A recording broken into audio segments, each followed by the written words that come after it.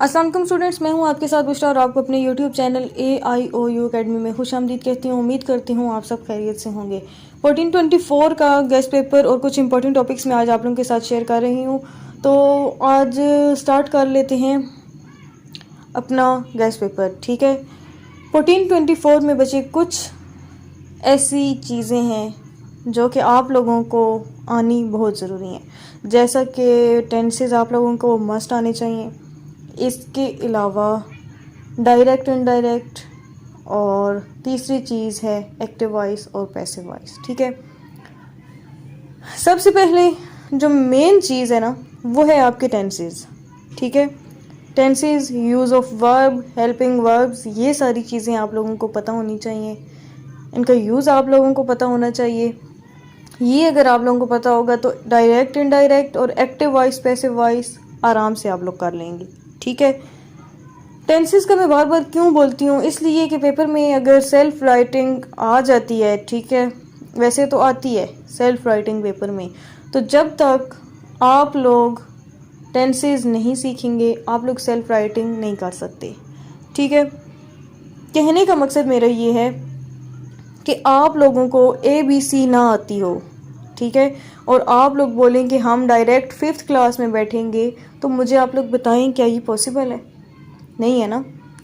तो इसीलिए अगर आपने इंग्लिश को पास आउट करना है तो फिर लाजमी है कि आप लोगों ने टेंसेस अच्छे से प्रिपेयर करने। नहीं आते कोई इशू नहीं है, मैं डेली एक क्लास आप लोगों की अपलोड करूँगी टेंसेस से रिलेटेड। 3 दिन लगाएंगे, आप लोगों के टेंसेस क्लियर हो जाएंगे।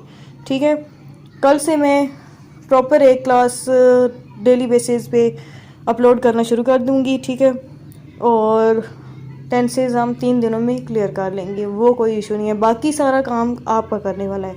अब चैप्टर नंबर 1 में देखते हैं ना, एकेडमिक रिकॉर्ड में, एकेडमिक रीडिंग में, उसमें क्या आता है। उसमें बच्चे सबसे पहले जो आप लोगों को टॉपिक्स दिए हुए हैं जिन पे आपने एस्से लिखने हैं, वो टॉपिक्स आप लोग नोट कर लें।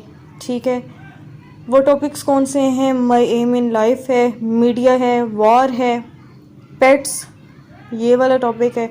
ये इस पे आपने ऐसे लिखना है। ठीक है, ऐसे आपने किस तरह से लिखना है इस पर कि सबसे पहले जो फर्स्ट वाला पैराग्राफ होगा ना वो होगा आपका इंट्रोडक्शन से रिलेटेड।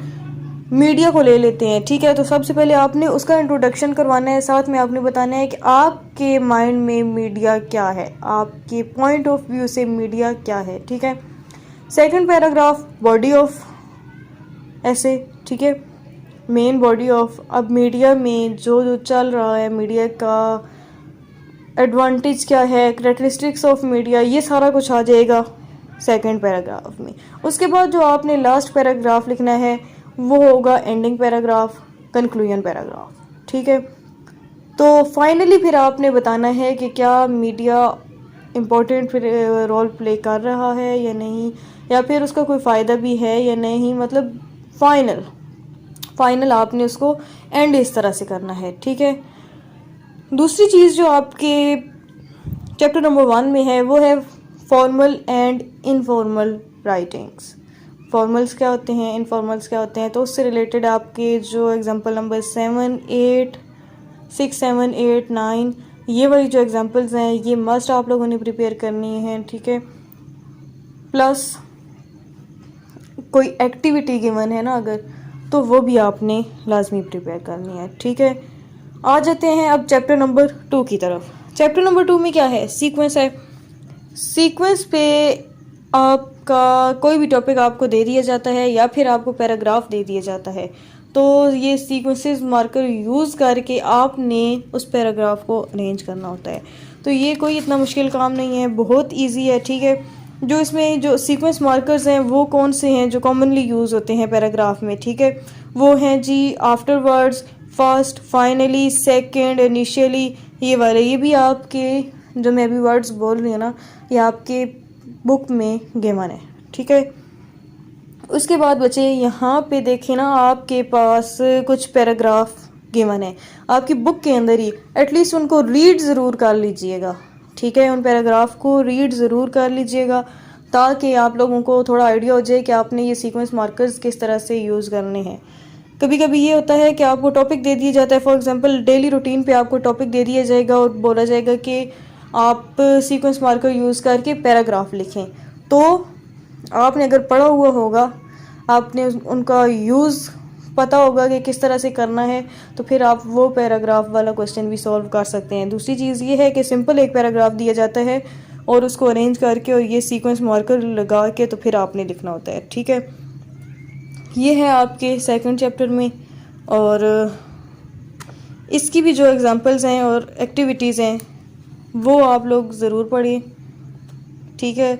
दूसरी चीज़ मैं आप लोगों को बताऊंगी कि आपके जो बुक में ऐसे वगैरह होते हैं ना, उनको कभी ना छोड़ा करें, ठीक है। अभी कंप्यूटर पे एक ऐसे यहाँ पे मेरे सामने है, टाइप्स ऑफ कंप्यूटर आ जाएगा उसमें, तो ये वाला आपने प्रिपेयर करना है, ठीक है।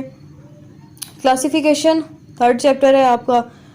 क्लासिफिकेशन राइटिंग है इसमें। क्लासिफिकेशन राइटिंग क्या होती है, जैसे अभी मैं आपको बता रही थी ना कि आपने कंप्यूटर पे लिखना है एक क्लासिफिकेशन ऐसे। अब सबसे पहले आप बताएंगे कंप्यूटर है क्या, उसके बाद आप उसको बताएंगे कि उसकी टाइप्स कितनी है, ठीक है। तो क्लासिफाई करना किसी भी चीज़ को, उसको क्या कहा जाता है कि ये हमारा क्या है, क्लासिफिकेशन। पैराग्राफ है, क्लासिफिकेशन ऐसे है, ठीक है। काइंड उसकी बता दें, अच्छा उसको फिर कितने पार्ट्स में डिवाइड किया जाता है, टाइप्स उसकी क्या होती हैं, उसकी कैटेगरीज़ क्या होती हैं, ठीक है।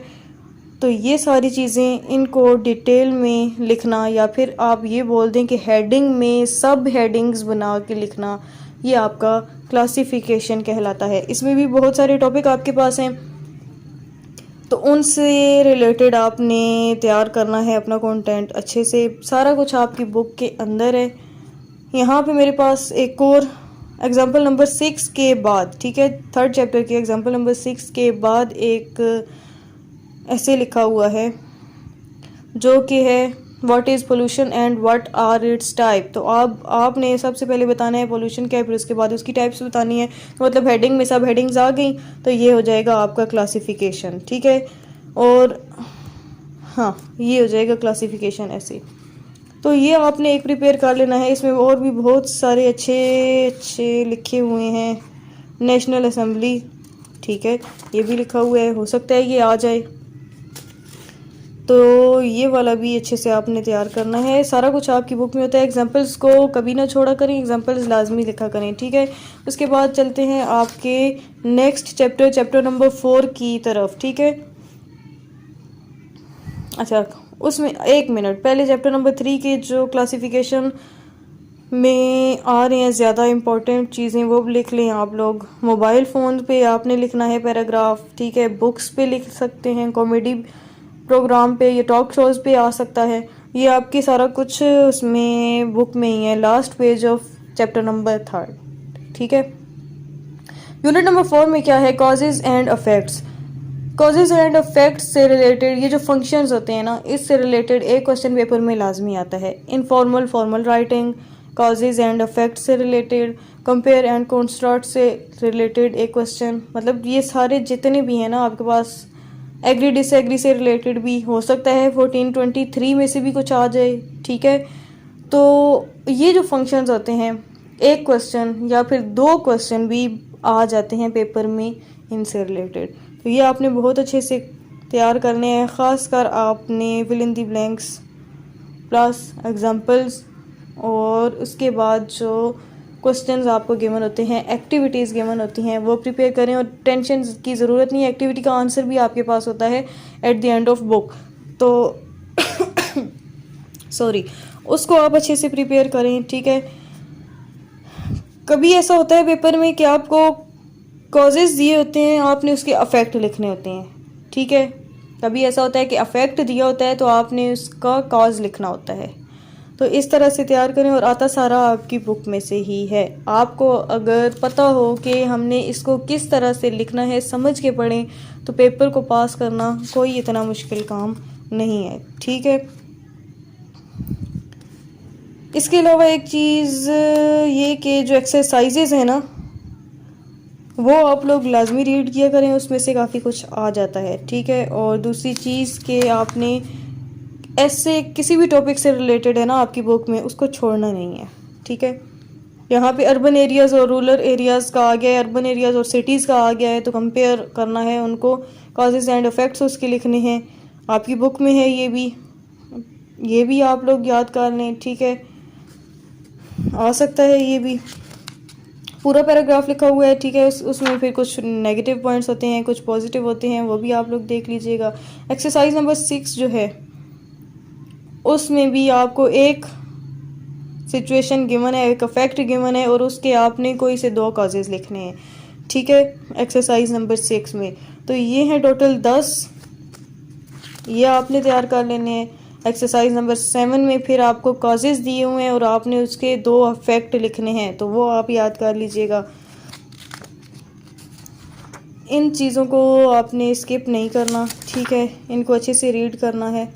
और नेक्स्ट चलते हैं अपने अगले चैप्टर की तरफ, कंपैरिजन वाला, ठीक है। इसमें भी सेम ऐसे ही जैसे मैंने अभी आपको बताया है कि आपने कंपेयर करना है, तो आपने वो लिखना है। उसके अलावा कंपेयर करने के लिए जो वर्ड्स यूज़ होते हैं उनको किस तरह से इस्तेमाल किया जाता है वो आपने देखना है, ठीक है। वो भी आपके गिवन है बुक के अंदर, कंपैरिजन के भी और कंट्रास्ट के भी जो वर्ड्स हैं वो गिवन है, साथ में सेंटेंसेस भी दिए हैं। जैसे अब बोथ है ना, ये कंपैरिजन हो रहा है, बोथ दोनों, ठीक है। अच्छा, उसके बाद बट क्या है, लेकिन आ जाएगा, तो ये आपका क्या हो जाएगा, कॉन्ट्रास्ट हो जाएगा, ठीक है। तो इनको किस तरह से यूज़ करना है, इससे रिलेटेड भी आप लोगों का आ सकता है क्वेश्चन। आपके पास सिचुएशन गिवन होगी, उसमें आपने ये वर्ड्स यूज़ करने हैं, तो वर्ड्स आपको याद होंगे, उनके मीनिंग पता होंगे, तो आप करेंगे, ठीक है। इसी तरह से नेक्स्ट चैप्टर आपका, अच्छा इसमें भी आप लोगों ने याद रखना है कि एक्सरसाइजेज नहीं छोड़नी, ठीक है। एक्सरसाइजेज और एग्जांपल्स आपने नहीं छोड़नी है, वो लाजमी आपने प्रिपेयर करनी है, ठीक है। ये एक्सरसाइजेज टोटल हैं, अच्छी खासी एक्सरसाइज में 22 एक्सरसाइजेज हैं, तो इनको बहुत अच्छे से आपने प्रिपेयर करना है। तो एकेडमिक रीडिंग आ गया चैप्टर नंबर 6 में। वीडियो थोड़ी सी लंबी होगी लेकिन आप लोगों के लिए इन्फॉर्मेटिव रहेगी, आप लोगों को हेल्प मिलेगी कि आपने अपने पेपर की तैयारी किस तरह से करनी है, ठीक है। इसमें आपने क्या करना है, मीनिंग्स, एक क्वेश्चन वर्ड के 2 मीनिंग हो सकते हैं, तो आपने वो मीनिंग सिलेक्ट करने हैं। देखना है कि एक जिस तरह से अब यहाँ पे मेरे पास एक लिखा हुआ है कपल, कपल का क्या मतलब होता है, दूसरे वर्ड्स में हम कपल को क्या बोलेंगे कि 2, ऐसा ही है ना, टू आ जाएगा। तो सेम मीनिंग्स आपने इस तरह से सिलेक्ट करने होते हैं, ये आपने अच्छे से कर लेना है। इसमें भी एक्सरसाइजेज हैं, ये भी आपने तैयार कर लेनी है, ठीक है। बाकी जो भी पैराग्राफ है ना आपकी इसमें बुक में, उनको आपने अच्छे से प्रिपेयर करना है, बिल्कुल। चैप्टर नंबर 8 पे आ जाते हैं। चैप्टर नंबर 7 भी ठीक है, उसको आप रीड कर लीजिएगा, और अगर उसमें कोई ऐसे वगैरह है तो फिर वो आप याद कर लीजिएगा, ठीक है। चैप्टर नंबर 8 में आते हैं। चैप्टर नंबर 8 में क्या है, डिनोटेशन एंड कोनोटेशन। इसमें क्या है कि आपने वर्ड्स यूज़ करने होते हैं, ये भी वर्ड्स पे ही है एक्चुअली, ठीक है। तो इनका यूज़ आपने किस तरह करना होता है, ये होते क्या है असल में, नॉट टू सेपरेट आइडियाज़, ठीक है, कि एक वर्ड के 2 आइडियाज़ हो सकते हैं, 2 मीनिंग्स। बात एक ही जो हमने चैप्टर नंबर 7 में पढ़ा है ना, सिंपल वही है, ठीक है। तो ये आ जाते हैं कि आपको वर्ड्स गिवन होंगे और उसके आपने फिर आगे लिखने होंगे, एक वर्ड का कॉनोटेशन भी लिखनी होगी और डिनोटेशन भी लिखनी होगी, ठीक है। इस तरह से आपने उन दोनों को लिखना होगा। जैसे अब वर्ड है ना कमिटमेंट, तो कमिटमेंट के 2 मीनिंग्स होते हैं, तो दोनों आपने लिखने होते हैं, ठीक है। और ये भी काफ़ी सारे वर्ड्स आपके पास बुक में गिवन है, इनको आपने याद करना है। लेज़ी, ठीक है, उसके बाद लेड बैक, सारे ये आपके पास गिवन है, ठीक है। अभी इतना टाइम नहीं है कि मैं सारे वर्ड्स को रीड आउट करूँ, लेकिन आप लोग अगर अपनी बुक को अच्छे से देखेंगे तो आपको ये मिल जाएंगे, ठीक है। और इसी में से पेपर आता होता है, इसमें से खास कर आता होता है। एक्सरसाइज 8, 9 ये अगर आप चेक करें ना तो इसमें आपको ये वाले वर्ड्स दिए गए हैं। एक्सरसाइज 7 में भी दिए गए हैं अगर आपको, और एक्सरसाइज 6 में भी दिए हुए हैं, ठीक है। इसमें आपको अगर थोड़ा सा इशू हो रहा है ना कि आपको मीनिंग नहीं मिल रहे, आपको आंसर नहीं मिल रहे, तो आप डायरेक्ट वर्ड लिख के गूगल पे सर्च करें और उसका आंसर आपको मिल जाएगा, ठीक है। चैप्टर नंबर 9 में क्या है? चैप्टर नंबर 9 है न्यूज़पेपर की रीडिंग से रिलेटेड है। तो न्यूज़पेपर में अक्सर जॉब एप्लीकेशन आ जाती है, तो वो आपने लिखनी होती है। जॉब एप्लीकेशन का लिंक मैं दे दूँगी, एक मैंने वीडियो तैयार की हुई है इससे रिलेटेड। और उसमें क्या है कि आप अगर वो वाली एप्लीकेशन तैयार कर लेते हैं, अच्छी सी एप्लीकेशन तैयार कर लें, किसी भी किस्म की जॉब आ जाती है, कोई भी वैकेंसी, कोई भी पोस्ट आ जाती है, तो जस्ट आपने वो वैकेंसी पोस्ट नेम आपने चेंज करना है, बाकी वो सारा एज इट इज़ रहेगा, ठीक है। तो लिंक उसका मैं डिस्क्रिप्शन में दे दूंगी आप लोगों को। इसके साथ साथ मैंने स्प्रिंग 2021 के 2 पेपर अपलोड कर दिए हैं। आप लोगों ने अगर नहीं देखे तो कोई इशू नहीं है, मैं वो भी अपलोड कर दूँ, सॉरी उनका लिंक भी मैं डिस्क्रिप्शन में दे दूँगी।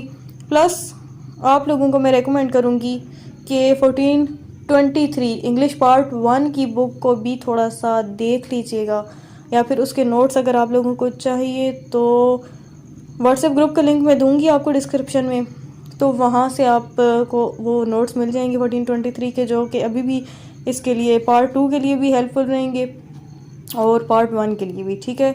ऐसे भी इसमें कुछ लिखे हुए हैं इंपॉर्टेंट, तो वो आप लोगों को अगर चाहिए तो मिल जाएंगे, ठीक है। लेकिन एक रिक्वेस्ट है कि अगर चैनल पर न्यू हैं तो चैनल को सब्सक्राइब कर दें, बेल नोटिफिकेशन ऑन कर दें, ताकि जैसे ही मैं टेंसेस की वीडियोस अपलोड करूं तो वो ऑटोमेटिकली आप लोगों के पास पहुंच जाएं, ठीक है। अब दें मुझे इजाज़त, अपना बहुत सारा ख्याल रखिएगा, दुआओं में याद रखिए।